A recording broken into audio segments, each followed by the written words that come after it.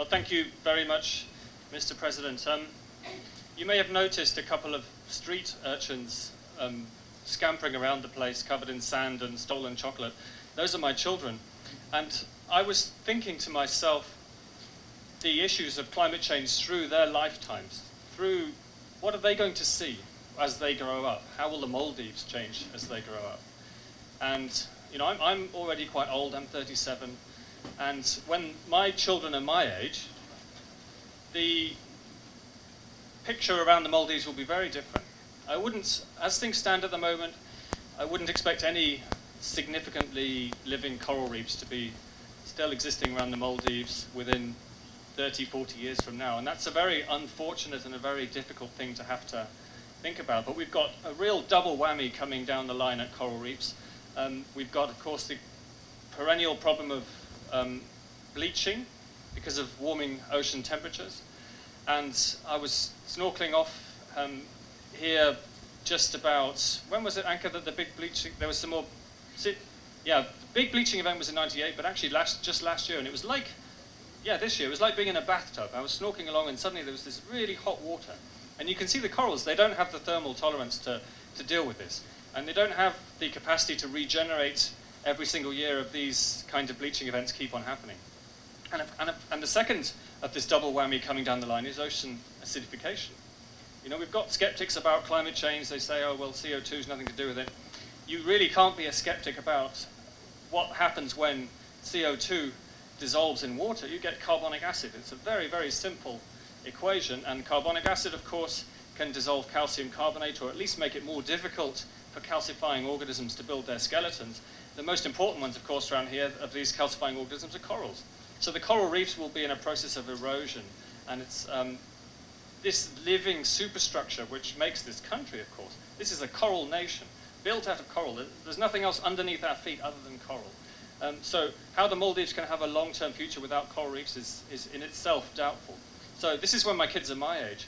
When my kids get to my parents' age, and my parents are now, I don't know either of their ages exactly. This is a typical thing for a son to say, but I think my mum's about 67. When my kids get to that age, we're going to be in a situation where the Maldives is submerging. Now, there's a lot of debate to be had about how the atolls and how the islands will respond to the changing erosion processes and to changing sea levels. Atolls are generally very dynamic systems. But without the coral there to provide the living base of these dynamic systems, it's very difficult to see how there could be any long-term adaptation. So the Maldives will be, if we don't act, will be wiped off the map by the end of the century. So my kids will see the disappearance, the submergence of this nation, potentially. Now, how can we avoid this?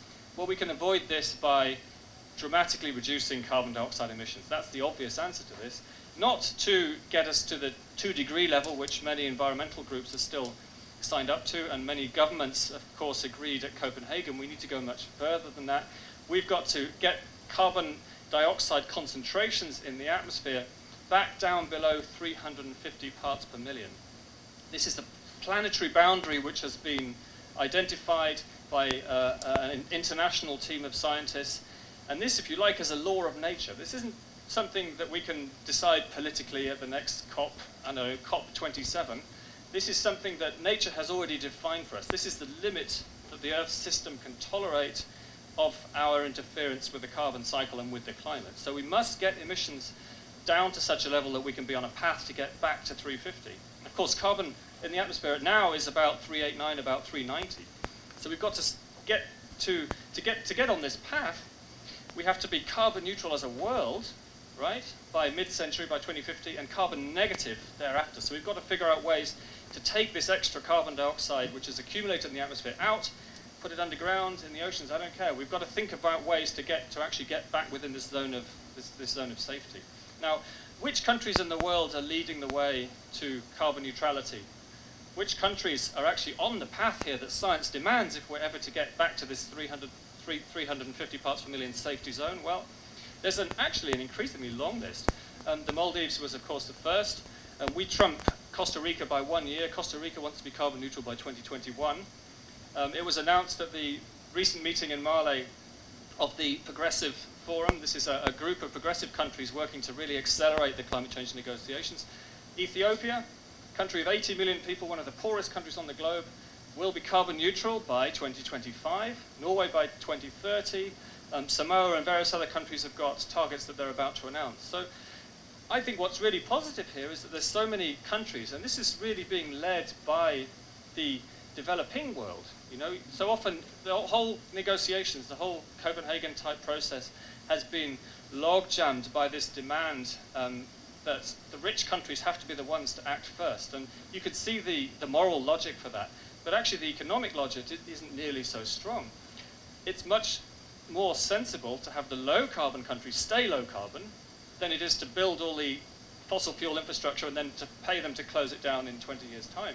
So let's keep the low emitters forever, and let's try and find a way to get the rich countries off the fossil fuel treadmill, perhaps over the longer term. So I would actually invert the normal logic of the climate change negotiations. And that's one of the reasons why I think you could say we're a bit more skeptical of the equity arguments for carbon emissions. I don't see why we all need equal rights to do something which is bad. You know, we don't all have equal rights to burgle your neighbours' houses. And once we can admit amongst ourselves that actually emitting carbon dioxide is a bad thing, it's an undesirable thing to do, then we don't need to argue about apportioning rights to it. Because, as I said, if we're going to be carbon neutral by 2050 as a globe, the sustainable per capita emission is 0. So, you know, I'm not a maths buff, but if you divide 0 by 7 billion, 8 billion people, it's still 0. So, you know, what are we arguing about here? We just all have to get back down to that 0 level as quickly as possible with the resources that we have at our disposal.